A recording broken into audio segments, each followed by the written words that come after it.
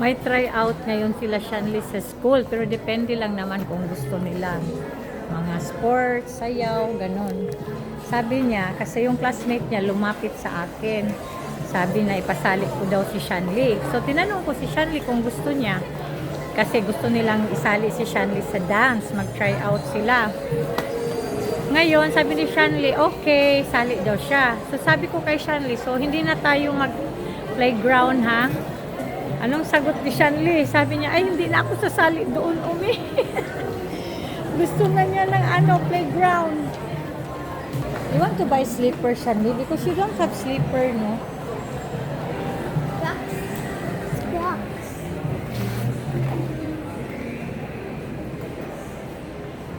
But it's expensive here, huh? Maybe? It's expensive. Binilan ko kasi si Shanley ng yung parang imitation na Crocs. Eh, nagkaano yung paa niya yata, allergy. What? That's blue. That's for men. You try, but baby, it's expensive here. I really like it. Can I try?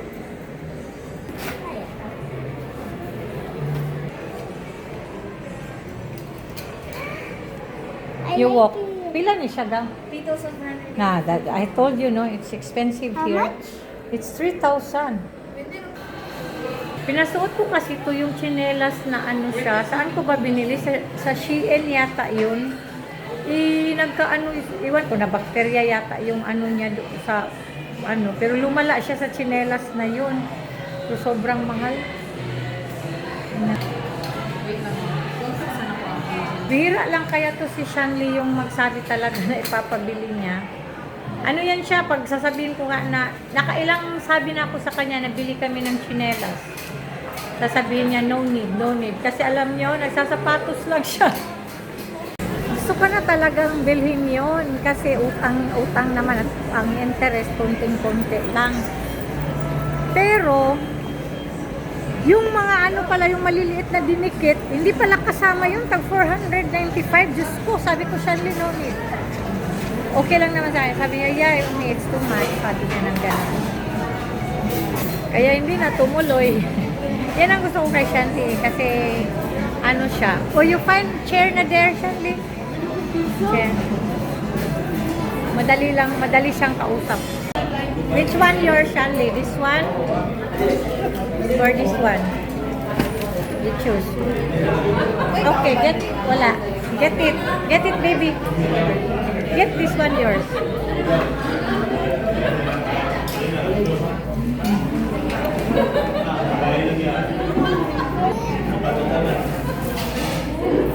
Give me one bite, baby. Ay.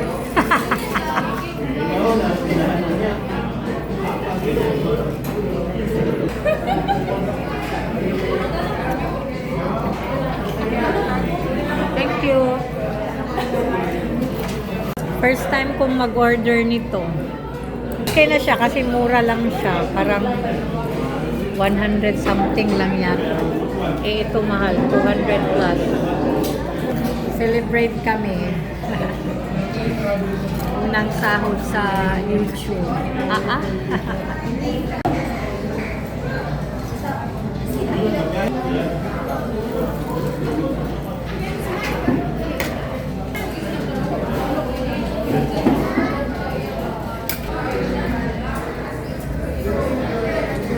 Did you give Dylan the biscuit and spina? They like it?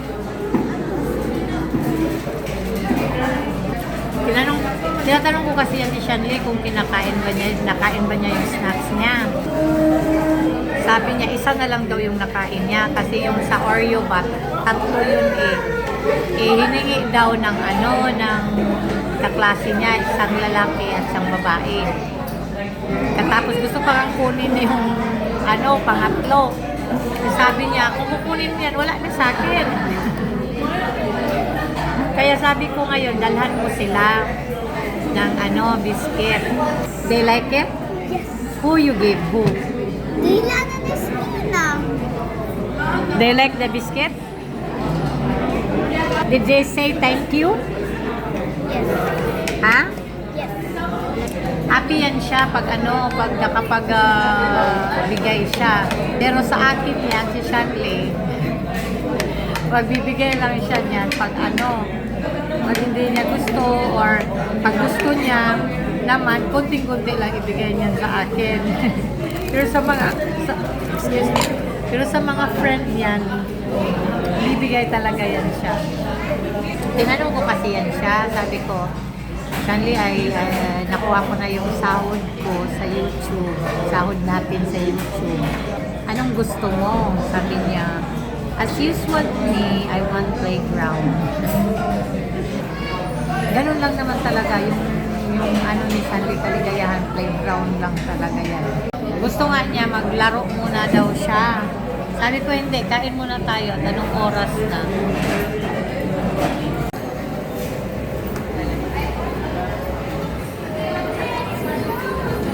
Huh? It's closed? Yeah. Why? What happened, B? Renovation. July 20 to 24. What date are we now? 23. So until tomorrow. It will be open on Sunday. Okay, so let's go home. No, we'll go to Robin's. Please. Hi. Robinson na ba? Okay, let's go. Yay! Yeah. Grabe makalik eh. Ako kasi doon sa Robinson kasi ang layo ng parking, ng lalakarin. No, it's not layo. Ha? It's not layo. Yeah, it's far, no? No, it's not. Late ko lang nasundo si Shanley kanina kasi gumawa ako ng chicken macaroni salad.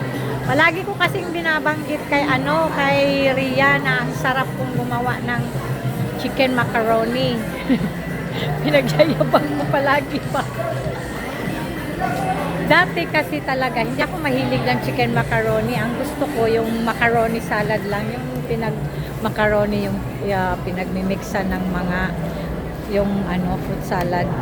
Ganon. Yun lang ang gusto ko. Kaso, nung nasa Kuwait ako, yung kasama ko sa trabaho, gumawa siya ng chicken macaroni. Grabe, ang sarap. Sobra. Kaya nangingi talaga ko ng ingredients sa kanya. Paano? Kaya yun, palagi kong ginagawa. Nagagawa nga ako nag-vlog ako noon sa sa yung channel ko dati. Ngayon, parang nakalimutan ko na nga So, ang ginawa ko, may parang dinagdag lang pala ako na sa templada ko dati. Grabe. Mas masarap pa siya. Parang ito na nga yung pinakamasarap na nagawa ko na natikman ko na chicken macaroni. Mas masarap pa doon sa kaibigan ko na gumawa noon sa Kuwait. Mas masarap pa. Totoo. Kaya sabihin ko yan sa inyo kung paano, kung as in, try nyo. Ang sarap talaga. Si Rhea, napapalakpak nga siya, sa sarap. Kasi sabi ko, tikman mo rin. Sabi niya, wala ate, ang sarap nga. Kasi yun na yun, sabi ko, sige, ito na treat ko sa bagong sahod. At saka, syempre, binigyan ko rin ng cash si Rhea. Tuwa yun. Sabi ko na, yan lang muna. Kasi, kunti pa lang nakuha natin eh. Sa susunod, pag makakuha tayo ng malaki, syempre, malaki rin maibigay ko sa'yo. Ayun pa, si Binani, kailangan ko din yung i-treat kasi siya kaya ang gumawa ng YouTube channel ko. Put it properly, ha? It might rain. So that it will not become wet. But I closed it. Alright. Okay. It will not fall. No, it won't fall. Remember that when you went a massage with Tita Binani, remember? Yeah, that's why this is your second time, right? Yeah, I mean not second different truck. That one, it's armor car. This one, it's not. I don't know how do you call it. Tingnan mo kasi, ang layo ng parking. Ayan, doon pa. Iikot pa kami doon. Nasa likod kami eh. Kaya ayoko dito. Tamad lang si Bisa. Tamad eh.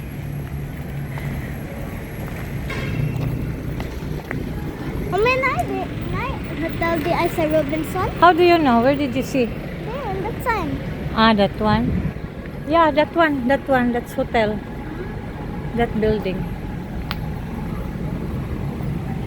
Yan, haba pa ng lakarin. Can you please carry my bag? Because it's really heavy. Okay. And I put that long bag.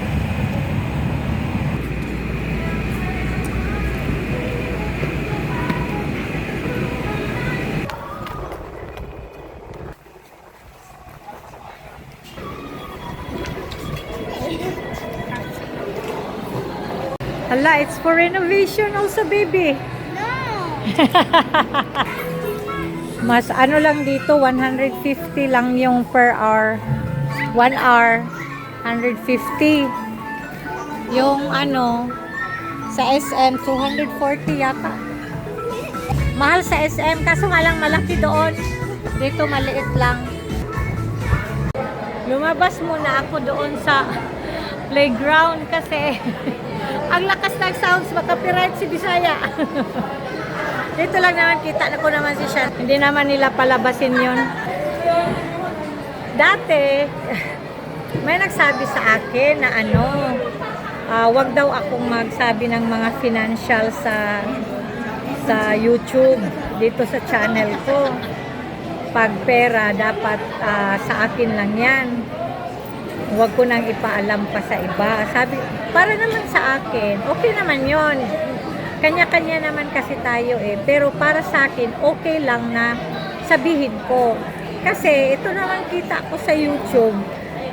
Kayo din nito. Kayo ang nagbigay sa akin nito. Dahil sa panonood nyo, dahil sa suporta nyo, kaya ako nagka-pera. Diba? So, kailangan, para sa akin, karapatan yung malaman. Di ba, at least may ano rin kayo, yung may idea din kayo kung sino yung gustong mag-vlogger. Malalaman din ninyo kung magkano yung sasahurin, yung ganon. Pero, depende naman kasi talaga din yan sa views. Nilalayo, pagpunta ko dito, yung mga teenager, umalis na rin sila. O, di nakaupo si Bisaya dito. Mga teenager dito eh.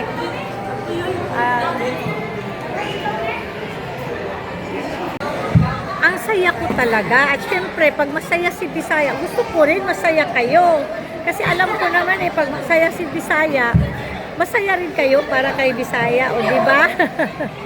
Sana nga ano, maging ano na rin yung milyones na yung kita ba? Mangarap ka. Sana no, yung malaki na yung kikitain ko para naman talaga makapagpasaya din ako sa inyo.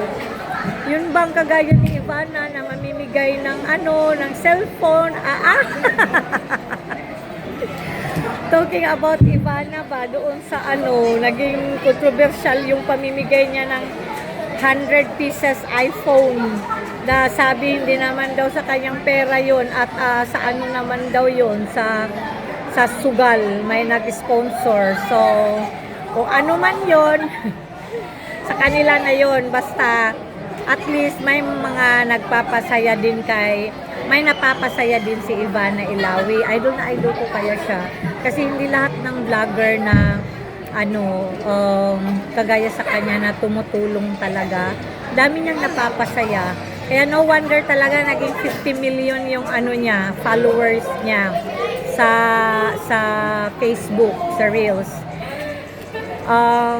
Sa opinion ko naman, kung sakaling totoo man yun, kasi may mga, akala ko nga nung una parang binabash lang si Ivana, kasi siguro ano, diba, hindi natin maiwasan yung mga may naiinggit na nag-sponsor yung sa sugal naman yun at hindi naman maganda rin yun kasi pinopromote nga ni Ivana yung pagsusugal sa mga tao na hindi naman talaga dapat kasi pagpo-promote ng sugal, sugal is hindi naman talaga maganda, di ba? As in, hindi siya okay. Kasi yung mga nalulung sa sugal, yung iba, yung nagnanakaw na, yung iba, basta, di ba? So, kung ano man yung katotohanan, kung totoo man yun, sana one day ma-realize din ni Ivana. At kasi hiningan ako ng opinion ni Ria yung tungkol kay Ivana kung naniwala ba daw ako na hindi nga niya pera yon. Sabi ko, hindi ko talaga alam. Pero kung totoo man yon, sana one day ma-realize niya na hindi dapat mag-promote ng mga ganong sugal. Kahit na, kung ako, kahit na magkano pa yung offer na yan, totoo, real talk to, kung alam ko na hindi siya nakakabuti sa mga tao, hindi ko gagawin yun. Kung ang ano naman ni Ivana is marami siyang natutulungan, marami siyang napapasaya, yun nga, kanya-kanya tayo. Kung ano man, nasa kanya na yun. At yun kasing may napanood ako na hindi naman siya sikat na vlogger, pero gusto ko yung the way pagkasabi niya na sana si Ivana kasi 50 million yung follower niya, kung ginamit pa lang niya yan sa yung pagkukonvince ng mga tao na sa pagpili talaga sa kung sino yung dapat na piliin sa politika or kung ano ang nakakabuti sa bansa na maano natin yung korupsyon. Sana kung malaking maitutulong ni Ivana kung ganun yung mga i-content niya. Kasi syempre, di ba, ang daming nagmamahal naman talaga sa kanya. So, malakas talaga ang impluwensya niya. Kaya tama naman yung vlogger na yon. Sabi ko naman, hindi naman yan kakayanin ng isang tao. Yung pagputol ng korupsyon. Kahit pa si Vice President Inday Sara, kung ano man, kahit na sino, hindi kakayanin ng isang tao, ng 10 tao. Hindi. Dapat talaga, sa opinion ko lang to ha, dapat talaga mag-uumpisa yan para mawala talaga yung korupsyon. Kasi hindi yan overnight na mawala eh. Kailangan talaga yan sa school. Pag yung sa mga bata pa, kailangan kasama siya sa education na iaano siya sa isip ng mga bata na dapat hindi magkurap, magnakaw kasi naaapektuhan, hindi lang maraming maapektuhan at kagaya ngayon, 'di ba, affected masyado yung natin, yung bansa natin. Hirap na tayo. Kaya mag-uumpisa yan sa school. Yan ang ko na dapat itatak talaga sa utak ng mga bata pa. Dapat hindi mangurap, hindi magnakaw. Sa ngayon, mahirap yan. Kahit pa sinong maging presidente, hindi ganun kadali. Kasi yun na yung mga nakikita ng mga kabataan lalo na sa ngayon, di ba? Napunta na tayo doon. Kahit saan-saan na. Sabi ko nga hayaan na natin. Hanggang tayong makialam. Bahala na. Pero alam nyo, hindi pwede yung parang bahala na, wag na tayong makialam. Kasi bansa natin to Kailangan natin talaga na tayo lahat magkaisa. Kasi naramdaman sa buong buhay ko, ngayon ko lang talaga naramdaman na yung Pilipinas is getting worse. Dami nang yung mga drug addict, mga pumapatay, as in, dumadami na sila. Yung takot ka nang maglakad, yung mga snatcher, bumabalik na.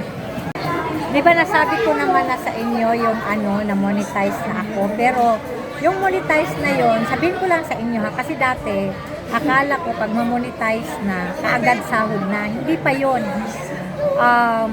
Pag ma-monetize ka na, maghintay ka pa ng 1 buwan. Sa akin, ang hinintay ko parang 1 buwan na mahigit kasi may cut-off yan sila So, yun, nakuha ko na yung sahod ko, yung unang sahod ko na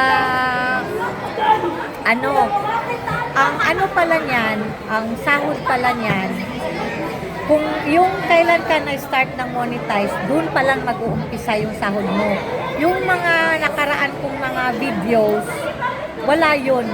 Yung ano ko doon, yung views ko doon, yung kung ilan man yon, hindi kasali yon. Nag-start lang siya nung sinabi na ni YouTube na monetize na ako. So doon pa lang nag-start na kumikita na si Bisaya.